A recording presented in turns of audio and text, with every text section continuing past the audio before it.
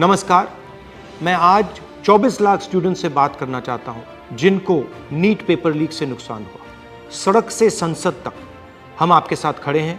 24 lakh student से मैं कहना चाहता हूं, आप अकेले नहीं हो। पिछले 7 साल में 70 बार पेपर लीक हुआ है और 2 करोड़ युवाओं को पेपर लीक से नुकसान हुआ है। एक साथ हम ये लड़ाई लड़ेंगे और ये लड़ाई जीतेंगे। मेन इशू जो है वो हमारा पेपर लीक है। Sir, it's not only about 24 lakh NEET students, it's about whole family. There was a digital leak also this time. हमारे सोशल मीडिया अकाउंट्स बैन किए जा रहे हैं, हमारी वीडियोस डिलीट की जा रही हैं। मेरा माम पूरे सा हम लोग नहीं हो पाता। और आपके हाथ में, अगर आप क्लैरिटी से खड़े हो गए और पीछे नहीं हटे, उन दोनों को आपकी बात माननी पड़ेगी।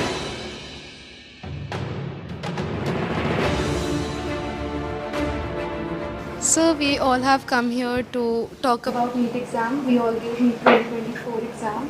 And most of us are 620 plus above who are sitting in this room. Last year 610 was the cutoff. बाकी cutoff 657 पहुंच गई है। 630 जो बेंचमार्क होता है एक रिस्पेक्टेबल स्कोर का, उसमें देखो कंपटीशन तो बढ़ता है। तो जो इन्फ्लेशन रेट है वो 40% से सीधा 400%। सर, सिर्फ ये बोलना कि कंपटीशन बढ़ गया और पॉपुलेशन बढ़ गया, I don't think this justifies the statement. तो जितने भी सो कॉल्ड टॉपर्स थे 720, 715 एंड 718, 709, उनके जो एक्चुअल मार्क्स थे probably they are below even 640.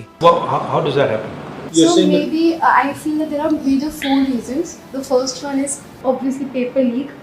Second was that there was a digital leak also this time, like on Telegram channels, or majorly there were other platforms as well. Third reason was that there were scams going on which were saying that you just have to leave the blank OMR and the people of the NTA, or maybe I don't know from which association, they will fill those OMR. Cheating is cheating. Yes. It's cheating, and the grace mark is the 4th point, which is not going to impact that much. Sir, main issue जो है वो हमारा paper leak है, क्योंकि sir सबसे पहले अनुराग जो students था उसने ऑलरेडी स्टेटमेंट्स में कहा है कि एग्ज़ाम लीक हुआ है। सर, एग्ज़ाम लीक हुआ है, उसने ऑलरेडी प्रूवन किया हुआ है। और हम शिक्षा मंत्री श्री धर्मेंद्र प्रधान जी से मिले थे, उन्होंने स्टार्टिंग में कहा था कि एनटीए में कोई ऐसा कुछ गड़बड़ी नहीं हुई है, और जहां पर 2 सेंटर्स पर ये चीज़ देखी गई है उनको हम अभी वहां पर जांच की जाएगी।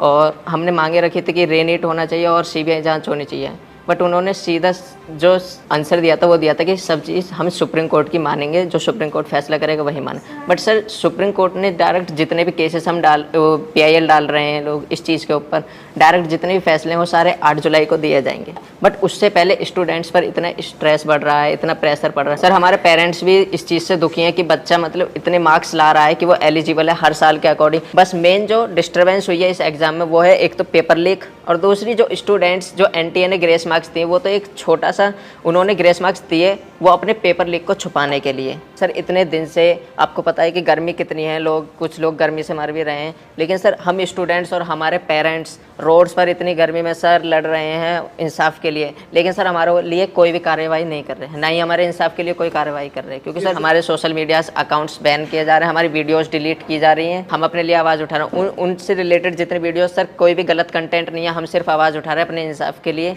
उसमें सर हमारे जो सोशल मीडिया अकाउंट है या यूट्यूब अकाउंट है उनको डिलीट किया जा रहा है, बंद किया जा रहा है। 1 day of the whole year, तो वो हमारा दिन डिसाइड करेगा कि हम डॉक्टर बन रहे हैं कि नहीं। मेरा पापा नहीं है सर, डैड नहीं है, मर गया। तो मेरा मम्मी अकेली है सर। सर, मैं 2 साल ड्रॉप लिया सर। 2 साल में मेरे को स्टडी नहीं हो पा रहा सर, अच्छा से। घर में प्रॉब्लम, मनी का प्रॉब्लम, लॉन्ग टर्म में पैसा बजट नहीं हो पा रहा सर।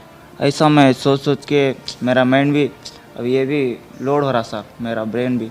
मेरा मॉम पूरे सर हम लोग नहीं हो पाता, और एक बार नहीं हो पाता सर लॉन्ग टर्म लेना को, ऐसा सोच रहे। अभी रीनीट कराओ तो इजी होता सर। मतलब सर कंक्लूजन है कि रीनीट ही अब हो सकता है, रिवैल्यूएशन तो कोई नहीं होगा। नहीं तो अगर हम आपके लिए 2-3 चीज़ें कर सकें, सरकार के पर प्रेशर डाल पाए, तो हमें किस चीज़ों पे बोलना चाहिए? सर, सबसे पहले तो रीनीट जैसा conclusion रीनीट। Yes sir. Okay. Sir, second NTA agency जो है वो एग्जाम्स ना ही कंडक्ट कराए, अगर वो नहीं करवा पा रहे हैं, एक्नॉलेज करें कि हम नहीं मैनेज कर पा रहे हैं। NTA as a concept is a failure. Yes sir, NTA पे हमारा किसी का ट्रस्ट नहीं है, NTA पे इस टाइम। फर्स्ट पॉइंट री exam, second point NTA is ना कराएं। थर्ड पॉइंट एजुकेशन सिस्टम पे फोकस करें और काउंसलिंग सर से 4 पॉइंट ये कि जो बेसिकली जो ब्लाइंड स्पॉट्स हैं जैसे कि टेलीग्राम पर पेपर लीक होना, ऑनलाइन पेपर लीक होना, इसके ऊपर भी एक इंक्वायरी होनी चाहिए। Sir, it's not only about 24 lakh NEET students, it's about whole family. फिर सर जो बोर्ड्स का प्रेशर, फिर नीट में परफॉर्म करने का प्रेशर, तो सर बहुत सारे लोग तो मेडिकल ही नहीं लेंगे इस चक्कर में कि सर ऐसे क्वालिटी डॉक्टर्स बनेंगे जिनकी क्वालिटी कुछ नहीं है, जो ऐसे ग्रेसिंग मार्किंग करके अंदर गए हैं, जब वो डॉक्टर्स बनेंगे तो can you imagine the condition of the people of India. आपको क्या लगेगा, आप अगर कोई ऑपरेशन करवाने जाएगा क्या वो वापस लौट के आ पाएगा? हमारे पास इतने सारे केसेस होते हैं, मतलब हमारे मतलब नोन में कि भाई किसी को और का पेशेंट इसका स्टंट डालना है, उसका इंटेस्टाइन निकलवा दिया, उसका किडनी निकलवा दिया।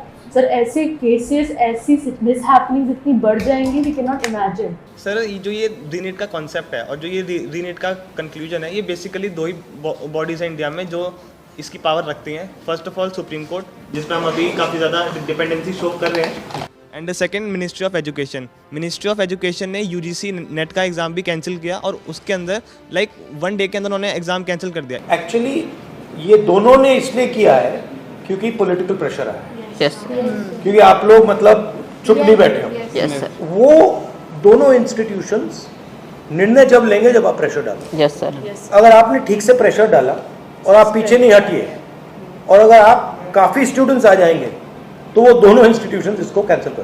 पावर ना कोर्ट के हाथ में है ना मिनिस्ट्री के हाथ में है, पावर आपके हाथ में है। अगर आपने क्लैरिटी से खड़े हो गए और पीछे नहीं हटे, उन दोनों को आपकी बात माननी पड़ेगी। ठीक है, थैंक यू। आपका जो एस्पिरेशन है, आपका जो विजन है, इसी से देश का विजन बनेगा, इसी से देश की प्रगति होगी। अगर सरकार आपकी रक्षा नहीं कर सकती है तो ऑपोजिशन आपकी रक्षा करेगी। ये जो आपका मुद्दा है, इसको मैं पर्सनली संसद में आपके लिए उठाऊंगा और पूरा का पूरा दबाव हम सरकार पे डालेंगे। धन्यवाद।